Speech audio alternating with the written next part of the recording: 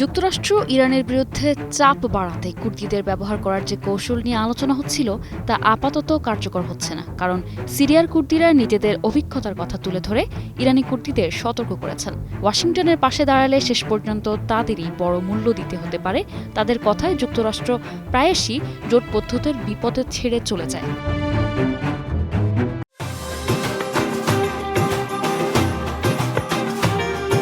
Syrian কুর্দিদের মতে ইরানের কুর্দিরা যুক্তরাষ্ট্রের সঙ্গে জোট করলে সমস্যায় পড়বে। যুদ্ধের পর যুক্তরাষ্ট্র চলে গেলে ইরান তাদের শেষ করে দিতে পারে। তাই ইরানি কুর্দিদের ভুল করা উচিত হবে না বলে সতর্ক করে দিয়েছেন।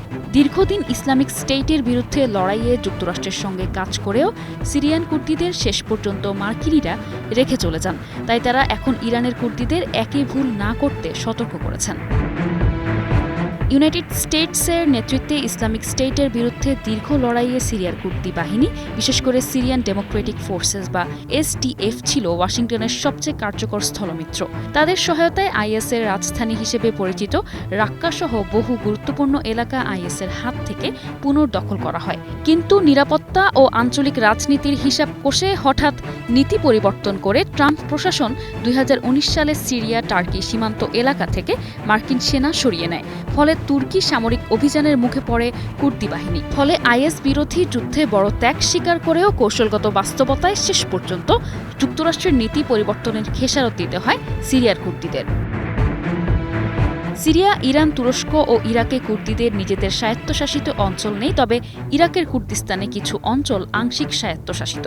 2026 সালের 22 ফেব্রুয়ারি ইরানি কুর্দিস্তানের রাজনৈতিক শক্তির জোট গঠনের ঘোষণা দেয়া হয়। ইরাকের কুর্দিস্তান অঞ্চলে কার্যক্রম চালানো 6টি ইরানি কুর্দি বিরোধী সংগঠন এই জোটে যুক্ত হয়েছে, যাদের লক্ষ্য ইরানি শাসন ব্যবস্থার বিরুদ্ধে তাদের প্রচেষ্টা সমন্বয় করা। জোটে রয়েছে Kurdistan freedom party, Kurdistan democratic party of Iran, Kurdistan free life party, Kurdistan struggle organisation of Iran, Kurdistan struggle organisation of Iran খাবাত।